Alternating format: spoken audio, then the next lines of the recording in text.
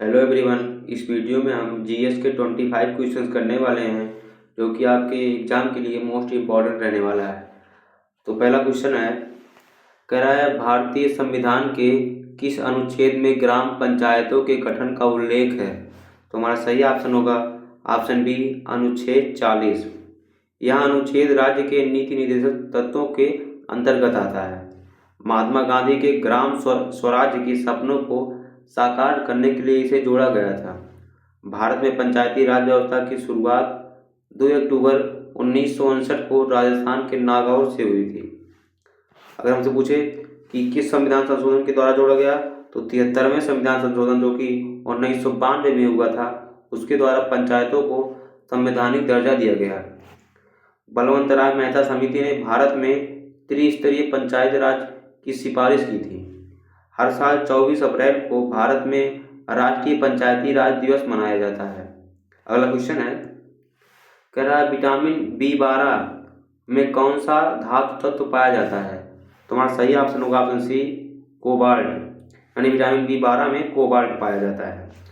Vitamin B12 का रासायनिक नाम साइनोकोबालामिन, यानी जो विटामिन B12 का रासायनिक नाम है वो साइनोकोबालामिन है। यह विटामिन मुख्य रूप से दूध, मांस और अंडे जैसे पशु उत्पादों में पाया जाता है। इसकी कमी से घातक रक्त अल्पता यानी परनीसियस यानी हानिकारक एनीमिया नामक बीमारी हो जाता है। यह तंत्रिका तंत्र को सही कार्य करने के लिए बहुत जरूरी है। वर्षा के जल में भी विटामिन B12 की कुछ मात्रा पाई जाती है। यह लाल रक्त कोशिकाओं यानी RBC के निर्माण में महत्वपूर्ण भूमिका निभाता है। अगला क्वेश्चन है, कह रहा है अंकोर वाट मंदिर विश्व का सबसे बड़ा धार्मिक स्मारक है। यह किस देश में स्थित है। तो हमारा सही ऑप्शन होगा ऑप्शन बी, कंबोडिया। यह मंदिर का निर्माण 12वीं शताब्दी में राजा सूर्यवर्मन द्वितीय ने करवाया था। यह मूल रूप से भगवान विष्णु को समर्पित एक हिंदू मंदिर था। बाद में यह एक बौद्ध मंदिर के रूप में परिवर्तित हो गया। यह कंबोडिया के राष्ट्र ध्वज पर भी अंकित है। इसे यूनेस्को ने विश्व धरोहर स्थल की सूची में शामिल किया गया। यह दुनिया का सबसे बड़ा हिंदू मंदिर परिसर माना जाता है। अगला क्वेश्चन है, कह रहा है सौरमंडल का सबसे छोटा ग्रह कौन सा है। तो हमारा सही ऑप्शन होगा ऑप्शन बी, बुध यानी मरकरी। बुध सूर्य के सबसे निकट स्थित ग्रह है। इसका कोई भी प्राकृतिक उपग्रह यानी चंद्रमा नहीं है।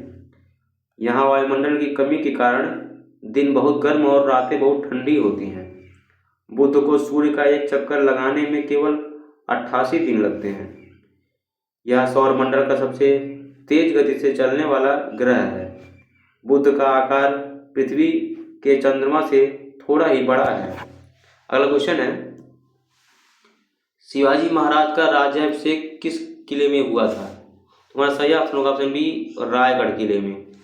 शिवाजी महाराज का राज्याभिषेक 1674 ईस्वी में काशी के पंडित गागा भट्ट ने किया था। राज्याभिषेक के बाद उन्होंने छत्रपति की उपाधि धारण की थी। शिवनेरी किला शिवाजी महाराज का जन्म स्थान है। रायगढ़ को मराठा साम्राज्य की राजधानी बनाया गया था। शिवाजी ने अष्टप्रधान नाम से एक सलाहकार परिषद बनाई थी। उन्होंने गोरिल्ला युद्ध यानी छापामार युद्ध की तकनीक को लोकप्रिय बनाया। अगला क्वेश्चन है, कह रहा है सांची का स्तूप भारत के किस राज्य में स्थित है। तुम्हारा सही ऑप्शन होगा ऑप्शन बी, मध्य प्रदेश। सांची का स्तूप मध्य प्रदेश के रायसेन जिले में स्थित है। इसका निर्माण महान मौर्य सम्राट अशोक ने करवाया था। यह बौद्ध धर्म के सबसे पुराने और महत्वपूर्ण स्मारकों में से एक है। सांची के स्तूप को 1989 में यूनेस्को विश्व धरोहर स्थल घोषित किया गया था। 2000 के नए भारतीय नोट के पीछे सांची के स्तूप का चित्र अंकित है। स्तूप के चारों ओर बने तोरण द्वार अपनी सुंदर नक्काशी के लिए प्रसिद्ध है। अगला क्वेश्चन है, मानव शरीर की सबसे बड़ी हड्डी कौन सी है। तुम्हारा सही ऑप्शन होगा ऑप्शन बी, फीमर यानी जांघ की हड्डी। फीमर मानव शरीर की सबसे लंबी और मजबूत हड्डी है जो जांघ में होती है। स्टेप्स यानी मानव शरीर की सबसे छोटी हड्डी है जो कान के बीच में पाई जाती है। एक स्वस्थ वयस्क मनुष्य के शरीर में कुल 206 हड्डियां होती हैं। नवजात शिशु के शरीर में जन्म के समय लगभग 300 हड्डियां पाई जाती हैं। हड्डियों के वैज्ञानिक अध्ययन को ऑस्टियोलॉजी कहा जाता है। जांघ की हड्डी शरीर के कुल वजन का कई गुना भार सहन कर सकती है। अगला क्वेश्चन है, बुल फाइटिंग यानी सांडों की लड़ाई किस देश का राष्ट्रीय खेल है? तुम्हारा सही ऑप्शन होगा ऑप्शन बी, स्पेन का। स्पेन में इस खेल को कोरिडा डी टोरोस के नाम से जाना जाता है। इस खेल में सांड से लड़ने वाले मुख्य खिलाड़ी को मैटाडोर कहा जाता है। स्पेन के अलावा यह खेल लैटिन अमेरिकी देशों में भी लोकप्रिय है। सांडों की लड़ाई को पशु क्रूरता के कारण कई जगहों पर प्रतिबंधित किया गया है। स्पेन का एक और प्रसिद्ध उत्सव ला टोमाटीना यानी टमाटर की लड़ाई है।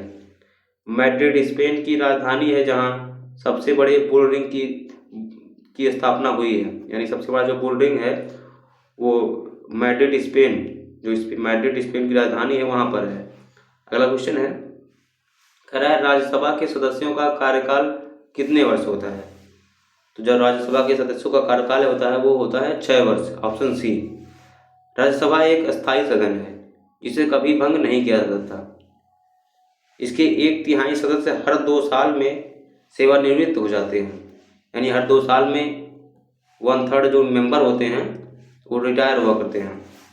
राज्यसभा का सदस्य बनने के लिए न्यूनतम आयु 30 वर्ष होनी चाहिए। यानी अगर आपको राज्यसभा का चुनाव लड़ना है तो आपको मैक्सिमम 30 वर्ष आपकी उम्र होनी चाहिए, मिनिमम 30 वर्ष, मतलब 30 वर्ष के अगर होंगे तभी आप लड़ सकते हैं। भारत का उपराष्ट्रपति राज्यसभा का पदेन सभापति होता है।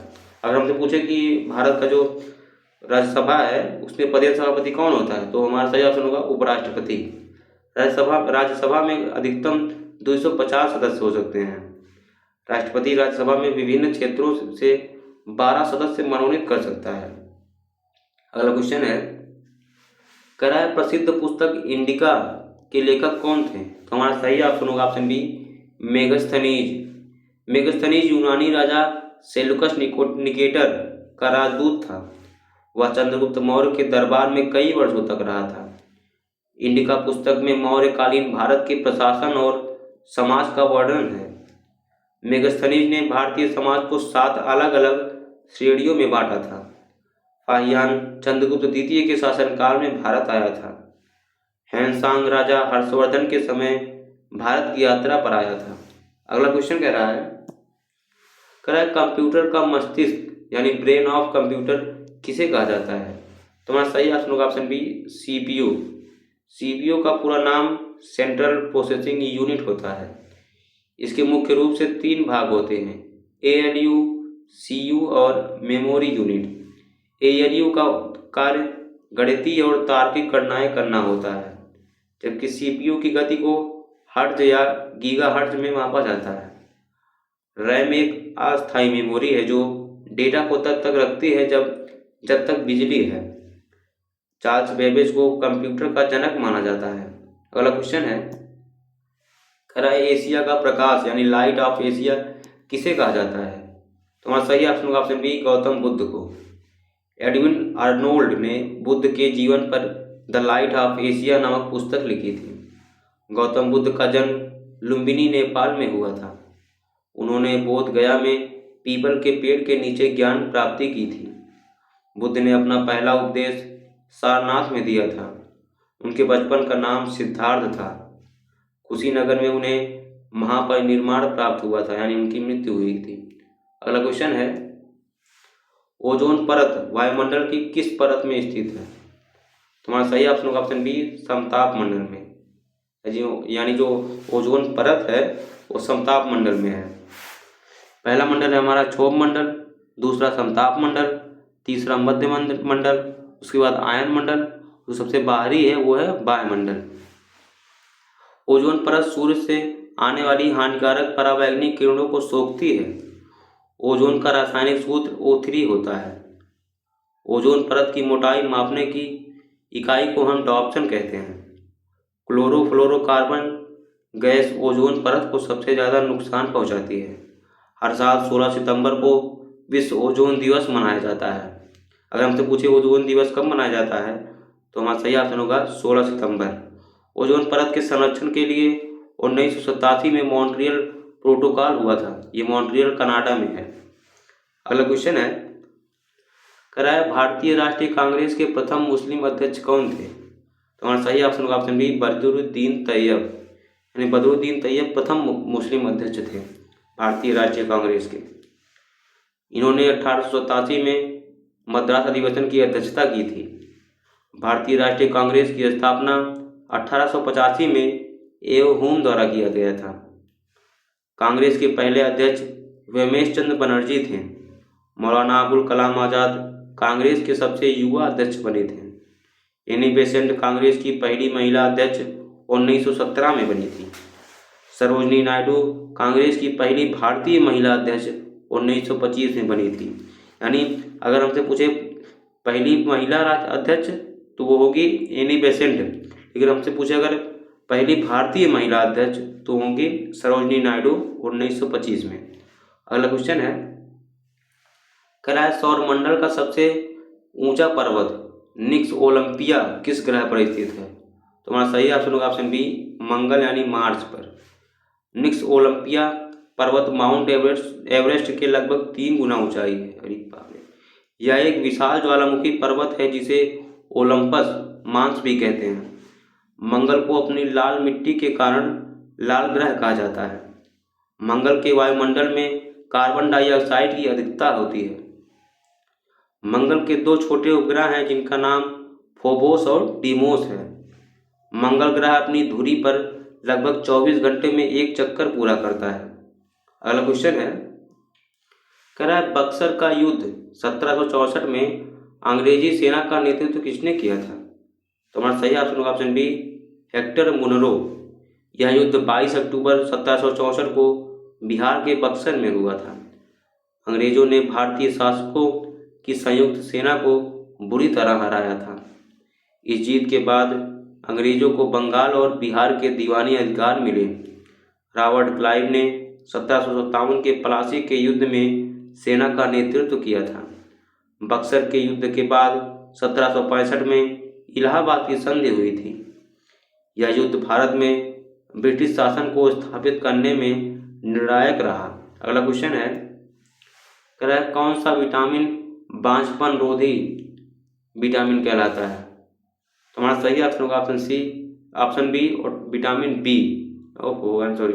विटामिन ई, यानी option B vitamin E. Vitamin E का रासायनिक नाम टोकोफेरॉल होता है। इसे ब्यूटी विटामिन भी कहा जाता है क्योंकि यह त्वचा के लिए बहुत अच्छा है। यह अंकुरित अनाज, बादाम और सोयाबीन में प्रचुर मात्रा में पाया जाता है। यह शरीर में एंटीऑक्सीडेंट के रूप में कोशिकाओं की रक्षा करता है। इसकी कमी से मांसपेशियों में कमजोरी और प्रजनन क्षमता कम हो सकती है। यह तेलों और वसा में घुलनशील विटामिन की श्रेणी में आता है। अगला क्वेश्चन है, हम्पी किस प्राचीन साम्राज्य की राजधानी थी? तो हमारा सही ऑप्शन होगा ऑप्शन बी, विजयनगर साम्राज्य। विजयनगर साम्राज्य की स्थापना 1336 में हरिहर और बुक्का ने की थी। हम्पी वर्तमान में कर्नाटक राज्य में स्थित है। यह तुंगभद्रा नदी के तट पर बसा एक वैभवशाली शहर था। हम्पी के खंडहरों को यूनेस्को विश्व धरोहर स्थल का दर्जा प्राप्त है। 50 रुपए के नए भारतीय नोट पर हम्पी के पत्थर के रथ का चित्र है। कृष्णदेवराय इस साम्राज्य के सबसे महान और प्रसिद्ध शासक थे।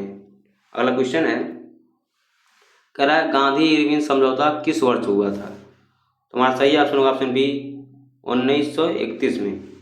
यह समझौता 5 मार्च 1931 को महात्मा गांधी और वायसराय लॉर्ड इरविन के बीच हुआ था।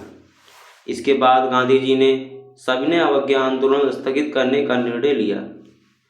इस समझौते के तहत गांधी जी ने द्वितीय गोलमेज सम्मेलन में भाग लिया। इसे दिल्ली समझौते के नाम से भी जाना जाता है। सरोजनी नायडू ने गांधी और इरविन को दो महात्मा कहा था। इसके तहत अहिंसक राजनीतिक कैदियों को रिहा करने पर सहमति बनी थी। अगला क्वेश्चन है, कह रहा है सौरमंडल का सबसे अधिक घनत्व वाला यानी डेंसिटी वाला ग्रह कौन सा है? तुम्हारा सही ऑप्शन होगा ऑप्शन बी, पृथ्वी। पृथ्वी का औसत घनत्व लगभग 5.51 ग्राम प्रति घन सेंटीमीटर है। शनि सौरमंडल का सबसे कम घनत्व वाला ग्रह है जो पानी पर भी तैर सकता है। पृथ्वी को नीला ग्रह कहा जाता है क्योंकि इसके बड़े हिस्से पर जल है। पृथ्वी अपनी धुरी पर 23.5 डिग्री झुकी हुई है, जिससे मौसम बदलते हैं।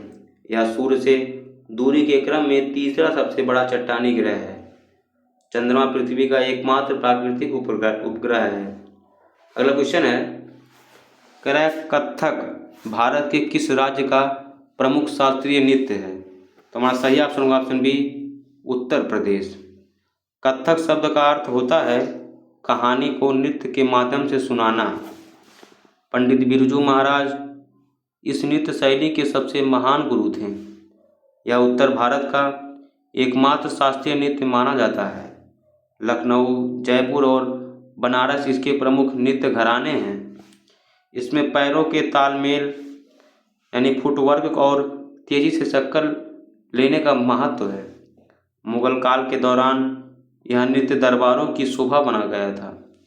अगला क्वेश्चन है, नीति आयोग के पदेन अध्यक्ष कौन होते हैं? तुम्हारा सही ऑप्शन होगा ऑप्शन बी, प्रधानमंत्री। नीति आयोग का गठन 1 जनवरी 2015 को योजना आयोग के स्थान पर हुआ था।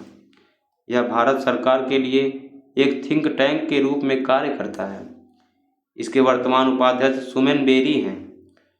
इसके वर्तमान में CEO BVR सुब्रमण्यम जी हैं। इसका मुख्यालय नई दिल्ली में स्थित है। यह सहकारी संघवाद के सिद्धांत पर कार्य करता है। अगला क्वेश्चन है, कह रहा है रक्त समूह यानी ब्लड ग्रुप की खोज का श्रेय किसे दिया जाता है? तो हमारा सही ऑप्शन होगा ऑप्शन बी, कार्ल लैंडस्टीनर। इन्होंने वर्ष 1900 में मुख्य रक्त समूहों की खोज की थी। इसके लिए इन्हें 1930 में चिकित्सा का नोबेल पुरस्कार मिला था। रक्त परिसंचरण की खोज विलियम हार्वे द्वारा की गई थी। AB रक्त समूह को सर्वग्राही यानी सबका खून लेने वाला कहा जाता है। O रक्त समूह को सर्वदाता यानी सबको खून देने वाला कहा जाता है। RS फैक्टर की खोज भी कार्ल लैंडस्टीनर और विनर ने भी की थी। अगला क्वेश्चन है, कह रहा है भारत का मैनचेस्टर निम्नलिखित में से किस शहर को कहा जाता है? तुम्हारा सही ऑप्शन होगा ऑप्शन बी, अहमदाबाद। अहमदाबाद को सूती वस्त्र उद्योग के कारण यह उपाधि मिली है। कानपुर को उत्तर भारत का मैनचेस्टर कहा जाता है। कोयम्बटूर को दक्षिण भारत का मैनचेस्टर कहा जाता है। मुंबई को भारत की सूती वस्त्रों की राजधानी कहा जाता है। मैनचेस्टर इंग्लैंड का एक शहर है जो अपने कपड़ा मिलों के लिए प्रसिद्ध है। अहमदाबाद साबरमती नदी के तट पर स्थित गुजरात का मुख्य शहर है। अगला क्वेश्चन है, कह रहा है विश्व की सबसे लंबी नदी कौन सी है? तुम्हारा सही ऑप्शन होगा ऑप्शन बी, नील नदी। नील नदी अफ्रीका महाद्वीप में बहती है और इसकी लंबाई 6650 किलोमीटर है। अमेजन नदी पानी के बहाव के हिसाब से विश्व की सबसे बड़ी नदी है। नील नदी विक्टोरिया झील से निकलती है और भूमध्य सागर में गिरती है। प्राचीन मिस्र की सभ्यता का विकास नील नदी के किनारे ही हुआ था। यांगत्से नदी एशिया महाद्वीप की सबसे लंबी नदी है। भारत की सबसे लंबी नदी गंगा है जिसकी लंबाई 2525 किलोमीटर है। तो ये है आपका होमवर्क, जिसका जो आंसर है उसको आपको कमेंट बॉक्स में देना है। अगर वीडियो पसंद आए वीडियो को लाइक करें और चैनल को सब्सक्राइब करना ना भूलें। धन्यवाद।